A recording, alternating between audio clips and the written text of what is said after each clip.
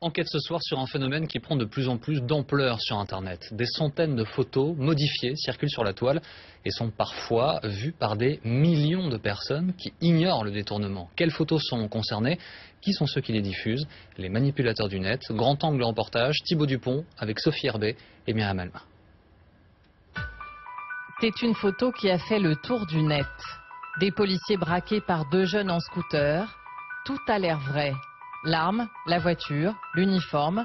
La photo est d'ailleurs accompagnée de commentaires indignés. C'est beau l'intégration. Pas de casque et il menace la police d'une arme. Ras-le-bol. Selon la légende, cette photo a été prise dans une cité, au quartier du Bois-l'Abbé, à Champigny-sur-Marne. Nous avons voulu vérifier. En arrivant dans le quartier, nous repérons rapidement l'endroit où le cliché a été pris. C'est là, sur ce passage piéton, que se trouvait la voiture de police et le jeune homme sur le scooter. Ces habitants que nous rencontrons étaient même présents ce jour-là. C'est quoi l'histoire de cette photo? Comment elle s'est passée? Comment elle a été prise cette photo? Écoutez, cette photo, c'est lors d'un film qui s'appelle Les Lascars. C'est une fausse voiture de police. Ce n'est pas un vrai policier, c'est une fausse arme. Un faux policier, une fausse arme. Il s'agit précisément du décor d'une série télé tournée l'an dernier dans le quartier, Les Lascars, diffusée sur Canal+. La photo présentée comme vraie a été partagée des milliers de fois sur Facebook, Twitter ou par mail. Des photos détournées ou complètement trafiquées, il y en a des milliers qui circulent sur Internet. Et certaines d'entre elles ont été vues par des millions de personnes. Les détecter est même devenu un métier. Journaliste au Monde, Samuel Laurent passe une bonne partie de ses journées à traquer les faussaires. Ça c'était en août. Donc on a une photo avec des noirs dans une piscine.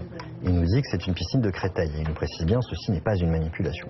Sauf qu'en fait, il suffit de chercher un petit peu pour retrouver assez rapidement la photo d'origine qui se trouve être sur un site sénégalais, puisqu'on parle donc ici d'une piscine visiblement au Sénégal. Autre exemple avec cette photo, on y voit des femmes portant le niqab devant un immeuble de la caisse d'allocation familiale.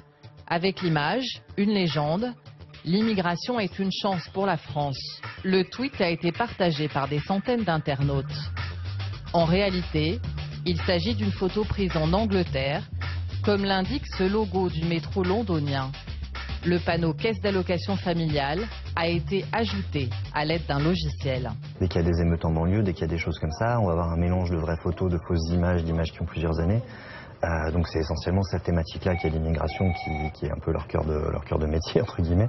Ces manipulateurs, souvent proches de l'extrême droite ou de mouvements identitaires, appartiennent à ce qu'on appelle la fachosphère.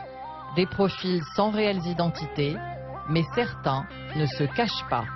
Cet internaute s'est fait remarquer cet été en postant ce tweet pendant la Coupe du Monde. Il montre un immeuble de Paris recouvert de drapeaux algériens. En réalité, il s'agit d'un immeuble à Alger, un tweet depuis effacé. Cet homme le voici, il a accepté de nous rencontrer. Ancien élu UMP, il a été adjoint au maire d'une commune de la région parisienne pendant 20 ans.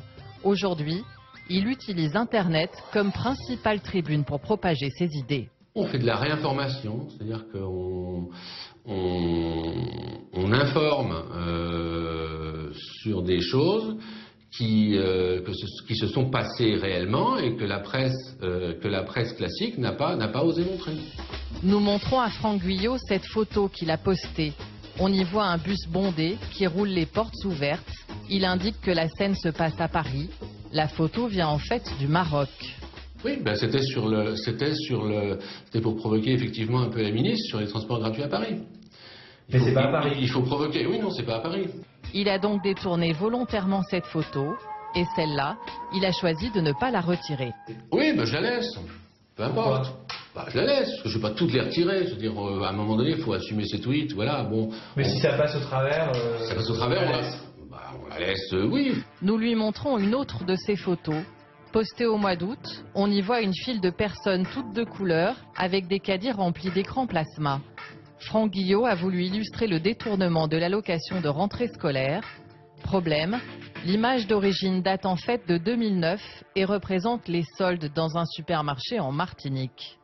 Est-ce que ça, c'est pas du fantasme? Non, c'est pas du fantasme, c'est de l'illustration. De l'illustration. L'illustration, c'est l'illustration de ce qui un peu qui se produit dans la réalité. Est-ce que dans cette bataille d'idées, tous les coups sont permis? Oui, en politique, tous les coups sont permis. Sur son profil, Franck Guillot se présente comme membre de l'UMP, appartenant au courant de la droite populaire. Une manière de crédibiliser ses messages. Le fait qu'il y ait une signature, qu'il y ait quelqu'un qui dise « je suis politicien » ou « je suis journaliste » et donc cela me donne le droit d'affirmer que ceci est vrai ou que ceci est faux, est un véritable, comment dire, accélérateur à la diffusion des rumeurs. Autre exemple, à l'origine de propagation de rumeurs, cette déclaration de Laurent Wauquiez. Aujourd'hui, un couple qui ne travaille pas, qui est au RSA, en cumulant les différents systèmes de minima sociaux, peut gagner plus qu'un couple dans lequel il y a une personne qui travaille au SMIC. Une affirmation qui a depuis été réfutée par plusieurs spécialistes de l'économie, chiffres à l'appui. Pourtant, beaucoup de personnes y ont cru. Pour appuyer cette thèse, cet ingénieur de 50 ans avait même créé et diffusé un tableau comparatif sur le net. D'un côté, les revenus et dépenses d'une famille au RSA, de l'autre, ceux d'une famille qui travaille. Ce tableau s'était propagé en un éclair. Dans la demi-heure qui suivait, j'approchais les 1000 partages, chose qui m'était jamais arrivée. Dans les 2 heures qui ont suivi, j'étais pratiquement à 5000 et en moins de 48 heures, j'étais arrivé à plus de 100 000 partages. En fait, le tableau est truffé d'erreurs. En réalité, il reste plus d'argent à la fin de chaque mois à la famille au SMIC qu'à la famille au RSA. Quand j'ai vu le tableau corrigé, j'ai regardé un peu. Bon, je suis plus ou moins d'accord avec ce qu'il y a, mais c'est vrai que bon, j'ai additionné ça de façon brute. L'ingénieur ne l'a pas pour autant retiré. Le tableau continue de circuler sur Internet.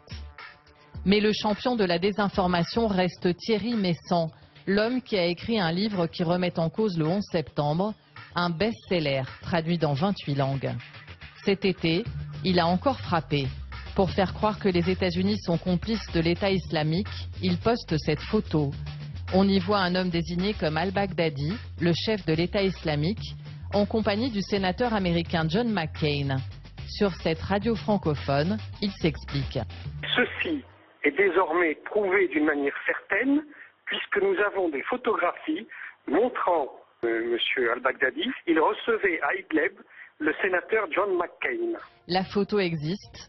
Mais le soi-disant chef de Daesh est en fait Abou, un habitant de la banlieue d'Alep. C'était notre traducteur lors d'un reportage en Syrie. Difficile à contrer, ce genre de manipulation est pourtant condamnable. En France, la création ou la diffusion de fausses nouvelles est une infraction. On peut risquer jusqu'à 45 000 € d'amende.